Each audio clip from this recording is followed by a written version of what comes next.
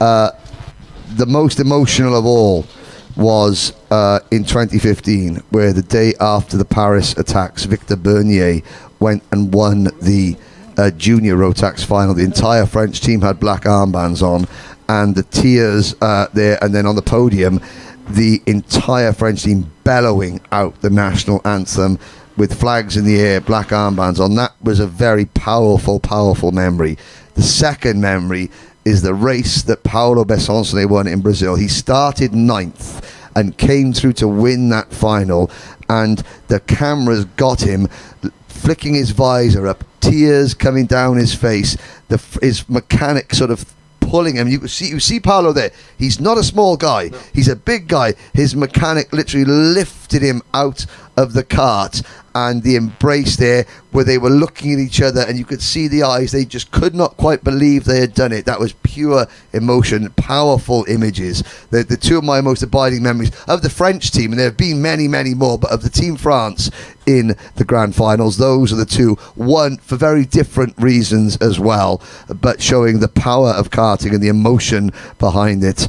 And of course, I'm sure there'll be many more to come. Will any of these young drivers on our screens now provide the next bunch of emotional memories? Well, if their first race today was anything to go by, Jacques, then possibly in this next race, because it was an absolute cracker. Ouais, c'était une course à pleurer, parce que quand on voit ces petits gamins qui sont installés dans leur machine et ce qu'ils sont capables de faire lorsqu'ils roulent, on se dit mais c'est pas possible, ça peut pas être les mêmes personnes qu'on a vues dans le paddock sur leur trottinette tout à l'heure. Bah si, ce sont exactement les mêmes, et puis aucun mauvais geste, aucune volonté de bousculer les choses, non, de l'équilibre, du bon sens, et voilà, une belle école du sport, encore une fois avec le Rotax Max Challenge. On a ce qu'il faut pour faire transformer ces jeunes gens en véritables sportifs de haut niveau. Well, we have Lenny Robilo Lagash, who will lead the field out in kart number 4. Sen Lindemann will be alongside on row number 1. Majos Masinas from Lithuania and Anton Bouchard from Andorra on row number 2. La ligne numéro 3 détenue par deux pilotes britanniques, Albert Fring d'un côté et Jenson Charles de l'autre. Sur la ligne numéro 4, Patrikas Jocius, le pilote lituanien, aux côtés de Jean Pujol, le français.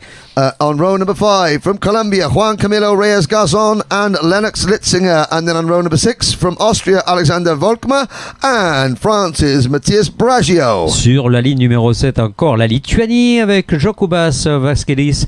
À ses côtés s'élancera le Mexicain Matthias Polanco Cantu avec le Saudi. Et dernier sur cette grille de départ, Agam Shirki qui est Tisra et Lien. And again, the young lady from Israel, her best time so far, a 103.361. Didn't quite make it to the end of her last heat. Let's see if she can beat her personal best lap time. I did just nip outside the commentary box to listen to that interview there. I have to say, the temperature has warmed up, even though we are at nearly 4 o'clock in the afternoon. It is hotter now than at any other time during the course of the day. The heat and the humidity is really oppressive out there. It's going to affect the grip levels on the circuit. It's going to affect these engines. Let's hope it doesn't affect these young drivers. 9 laps of Micromax, Heat 3 coming right up. Allez, 9 tours pour cette phase importante, très importante pour le placement sur la grille. Il y a un petit peu moins de pilotes, donc l'impact est évidemment un petit peu moins grand. Pour l'instant, Schalk, Robillot Lagache, Masinas et Bouchard sont les dominateurs à l'issue des 2 premières manches qui sont déjà déroulées en qualification. On arrive maintenant sur cette procédure de départ qui connaît son terme, justement en espérant, mais je crois que les micros ils vont nous faire un bon départ. On va passer au vert tout de suite, il n'y aura pas de faux départ. Ça m'étonnerait beaucoup. Je pense qu'on a là affaire à des véritables sportifs de haut niveau, encore une fois, et le départ qui va peut-être être donné maintenant. Ah non, pas encore, décidément. We're going to go around again. It gives us a chance to. So the results so far, well, at the moment, if the pre-final grid happened now. Jensen Chalk would be on pole position. Lenny Robbio Lagash second. Matthias Masinas is third. Bouchard fourth. Friend fifth. Lindemann sixth. Jokius seventh. And Puyol in eighth position. Let's remind us, in this race, we've got our only driver here from Andorra, Anton Bouchard. Now, I don't believe that Andorra has a kart circuit. No, I think that no. That Anton, obviously, Andorra. Anton has got a choice: do I race in France or do I race in Spain? Because Andorra is just sandwiched between the two of them. Obviously, he chooses to race in France, but what an occasion this could be. Andorra doesn't have many international sports stars in the world. I mean, I'm sure they do, but none that spring off the top of my head. But yet they have a young racing driver here who is proudly flying the Andorran flag. And of course, in the driver parade later on, which we will bring you, Anton will be waving that all by himself.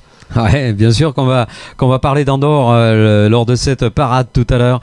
Henry fera beaucoup d'interviews là pour se rapprocher de ces pilotes qu'il connaît bien et qu'il aime bien visiblement, et je pense que les pilotes le lui rendent bien avec quelques profiteroles. Je ne sais pas où on en est. Yes, I understand that. Yes, Jacques and I will be sampling some of those later. They're in the fridge cooling down. Allez, le tour de formation, regardez s'ils sont sages. C'est le deuxième, hein, ça fait beaucoup. Je pense que là, on va non pas tirer des oreilles, mais en tout cas débriefer ensuite en disant mais non, ça sert à rien d'aller accélérer trop tôt ou de freiner trop tôt. Justement, ça peut être les deux raisons qui puissent être avancées pour que le départ ne soit pas donné. Il faut que la ligne soit homogène, tout simplement, que le premier arrive sur la même ligne que le second, et puis que tout le monde suive bien gentiment sans sortir du couloir avant la ligne de départ. Voilà un petit peu l'idée de ces départs lancés. C'est le cas d'ailleurs sur l'ensemble de toutes les manches du Road Express Challenge. C'est bien, c'est mieux pour la sécurité. So for the second time, the Micromax field comes into Grandstand Bend. They look for the two sets of tram lines. They have to stay in those tram lines until the lights on the gantry change. They bring them to the line. This time, lights are out. We're off and racing 9 laps, and it's not a great start from the pole sitter. And from the outside of row number 1, Sen Lindemann and Anton Bouchard move into first and second. Robbie Lagash down to third, but everybody else safely through turn number 1. Here comes Robbie Lagash trying to fight back straight away. Ouais, il essaie de revenir, hein. Il a été un petit peu surpris par ce départ. Il ne s'attendait pas à ce que le pilote Lindemann puisse accélérer aussi facilement, aussi bien. En tout cas, bien vu pour Lindemann, hein, quoi qu'il en soit. Et je pense que Lagash va en profiter. Robino Lagash pour trouver le bon rythme, l'équilibre, la vitesse tout simplement pour aller chercher Lindemann. Ça me paraît possible pour l'instant, mais la contestation pourrait venir de Maïush Masilas. Attention, est-ce qu'il s'agit bien du numéro 77 qui occuperait, oui, cette position de troisième au freinage du Technopark? Ça tient en tout cas pour Robbie Lagash. C'est là qu'il ne faut pas perdre les pédales, hein. C'est là qu'il faut garder le rythme et surtout la lucidité. Here's a move for second place. Great first lap from Sen Lindemann. Here comes Nicholas Masinas in cart number 77, the Paralin chassis driver, passing pole sitter Lenny Robido Lagash.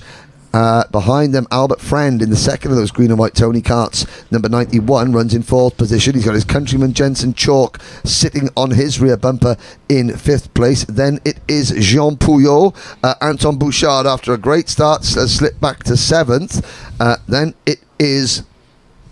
behind Bouchard, Jokius from Lithuania, Litziger from Germany, Brasio from France, and Volkmar from Austria. But I have to say, Sen Lindemann has made that great start, and the Birrell cart is there, and we've got a battle on screen. This is Robbie Lagash. Does he take second place from Masinas? Yes, he does. Ouais, il l'a fait. Magnifique attaque scolaire académique là aussi. On prend de l'aspi, on dégage sa machine au dernier moment et on va chercher la corde au bon endroit. Bah, c'est facile à dire, hein, très facile à dire, plus difficile à faire. Et Lindemann qui s'en va. Lindemann qui a pris pas mal d'avance maintenant. Alors est-ce qu'il y a une possibilité pour l'ensemble du groupe de pouvoir se compacter à nouveau? Ce serait absolument génial pour nous qui avons été les témoins tout à l'heure d'une des courses les plus animées de ce week-end pour l'instant, ou en tout cas de de cette semaine. On parlera plutôt de ça pour le Rotax Max Challenge. Et bien entendu, là, les avantages qu'on avait déjà affichés sont contestés. Lindemann, qui était 4e avant cette manche, va faire un bond peut-être d'une ligne. On verra. Out to the banking on lap number 3. You're looking at the battle for 2nd, 3rd, 4th and 5th on your screen. Side by side, very briefly, Albert Friend takes advantage of the fact that Mikolas Mazinas went for the move coming out of the bend, coming out of the banking, but then couldn't make a stick. Here comes Jensen Chalk now to the inside, under braking for Techno Park corner. Chalk moves into P4. But no, Miss Mazinas fights straight back in paddock, and now Chalk's going to be offline. He's going to lose a position. Here comes that blue chassis of number 10, Jean Puyol, and all this is helping is Sen Lindemann pulling away Robbie Lolagash and Friend 2nd and 3rd. The gap now developing back to 4th position, and 4th place is the number 10 car, the Puyol. Then it's Massinas in 5th. 6th is now Jensen Chalk in the number 18 cart, then Bouchard 7th, Jokius in 8th. But this is the battle of two Tony carts. The Frenchman in cart number 4 at the head of this group, at the head of this duo is Robbie Lolagash. The English driver Albert Friend, former Grand Finals competitor from last year for Micromax, in the number 91 cart, running in 3rd. But the race leader, Sen Lindemann, a country mile ahead. Ouais, il a pris un petit peu le large et Friend a réalisé le meilleur tour en course à l'instant, et on le voit d'ailleurs qu'il est en train de talonner le français de plus en plus sûrement. On verra bien entendu qu'il y aura des changements sans doute avant la fin de cette manche. Il y en a d'ailleurs à tous les niveaux. C'est reparti, hein. La guerre est engagée à nouveau, la guerre gentille, hein, la bonne guerre est engagée à nouveau entre ces pilotes. Parfait pour Robbie Lolagash qui tient le cap sur Albert Friend, dont on rappelle qu'il était détenteur du meilleur tour et qui a battu à nouveau le meilleur tour en course. Super pilote britannique. So Sen Lindemann's last lap was a 60.708 second. Albert Friend pushing Robbie Lolagash along in 3rd position. It was a 60.6 seconds. So these two drivers on your screen now are on lap 5 out of 9. They are quicker than the race leader, but the race leader has a 1 second advantage. Behind them you can see Jensen Chalk in 4th position has managed to break away from Puyol, Bouchard, Massinas and Litzinger, but down the Chemin Albouf straight into Techno Park corner, Albert Friend over the curbs. Now, can he get on the rear bumper of Robbie Lolagash as they come onto the main straight? We look a little bit further back. Lindemann's lead, it was just over a second. It's now down by another 10th. Robbie Lolagash trying to defend, but we're running out of laps here. We're on lap 6 out of 9, and there is Massinas, the 77 cart, chasing the 15 of Bouchard. Ah ouais, il a bien rétrogradé, hein, Marius Mazinas, le pilote lituanien qui se retrouve seulement 7e pour l'instant. Et la bataille entre Robbie Lolagash et Friend est absolument remarquable pour l'instant. Pas de solution pour aller chercher Lindemann cependant. On roule pas assez vite pour que les écarts se creusent. On reprend 1 dixième, 2 dixièmes par tour, mais ça ne suffira peut-être pas. Nous avons dépassé le cap de la mi-course maintenant et on voit Lindemann qui sent tout de même que c'est en train de revenir un petit peu. On se gêne, je pense, également entre Robbie Lolagash et Friend, ce qui est normal lorsqu'on est en explication. Donc on perd un tout petit peu de temps et on le voit à l'image pour l'instant, pas de possibilité pour Friend. Pourtant il aimerait bien y aller, on sent son empressement, son envie, et Friend qui va peut-être attaquer maintenant. Il est bien ressorti là de la courbe des stands. Aspiration pour Friend pour aller chercher l'accord. Non, pas de possibilité pour l'instant. And once again the gap comes down. The gap now just over half a second. Albert Friend continues to push Robbie Lolagash. Now Friend looks to the inside at the curve de Duchamp, going into turn number 2, into turn number 3 rather, past the trees. Albert Friend into P2. Now that's cost him a couple of tenths of a second. The gap between himself and Sen Lindemann is now up to 8 tenths of a second. This is lap 7 out of 9. Long way to go though in Micromax racing. That is over 2.5 laps of this 1384 metre circuit. We've got Robinson Lagash in 3rd position. Then there's a gap of 1.6 seconds back to Jensen Chalk, who is in 4th place. Here comes Robbie Lolagash. Robbie Lolagash retakes the position, but now this is slowing them down, and this will allow Sen Lindemann to pull clear and get away and possibly probably take the win. Ah oui, ça va être compliqué. Ils ont perdu 4 dixièmes sur cette explication. Fran avait fait pourtant un petit signe en disant viens, on va essayer d'aller le chercher. Bon, mais ça c'est un grand classique, hein, ça ne marche pas à tous les coups. Et Lindemann, lui, ne demande pas autre chose. Il vient de battre le meilleur tour en course. Donc évidemment que sa première position est complètement légitime. On n'a aucun doute là-dessus. Ce qui est sûr, c'est que la bataille est un petit peu moins animée qu'elle l'a été en manche 2 tout à l'heure. Mais alors, ils sont d'une clarté, d'une lucidité et d'une exemplarité absolue. There's the move once again, and that is Albert Friend back in front of Robbie Lagache. Coming out of the banking, lap number 8 out of 9. In fact, Robbie Lagache trying to fight back as they come into the first corner. So Robbie Lagache got the plain white crash helmet, two identical sort of Tony Kart chassis. We complete lap 8 out of 9. We'll go on to lap 8 out of 9 now. No, sorry, complete lap 8 out of 9. I do apologise. Friend second, Robbie Lagache third, Chalk is fourth. Now, Lemmy, Robbie Lagache has got to try and figure out a way to get back in front of his British rival, but corners are running out. Ouais, Friend était un petit peu plus rapide, on l'a bien senti, dès qu'il a trouvé la faille, il s'y est glissé, on est dans le dernier tour déjà, et la logique, je pense, en tout cas sur l'exercice de cette manche, est peut-être respectée. Attention, Robbie Lagache tout de même, qui est très très bien ressorti du banking, est-ce qu'il va essayer quelque chose sur le freinage du Technopark? C'est très possible, hein.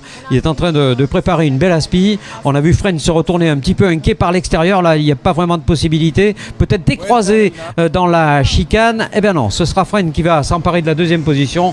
Magnifique course du pilote britannique, et c'est Lindemann donc qui, le néerlandais, réalise le parcours idéal devant Friend. Robbie Lagache 3. On retrouve ensuite Jetson Chalk, le pilote britannique, est remonté de 2 rangs. Il se retrouve 4e. 5e position pour Marius Mazinas, qui a réalisé tout à l'heure le meilleur passage en course. Il devance Anton Bouchard. 6e, 7e, Lennox Litzinger. 8e position pour Mathis Brageau. 4 places de reprise, c'est toujours ça. 9e position pour Matrikas Jotchus. On retrouve ensuite la 10e place de Jean Poujol, celle d'Alexander Vogtlumer. 11e, Rojko Boutien avec Jokubas Kelis à la 12e position. 13e place pour Reyes Garzon, la 14e pour Polanco Cantu et la 15e pour la jeune Shirky qui continue de progresser tranquillement. Yep, she can again.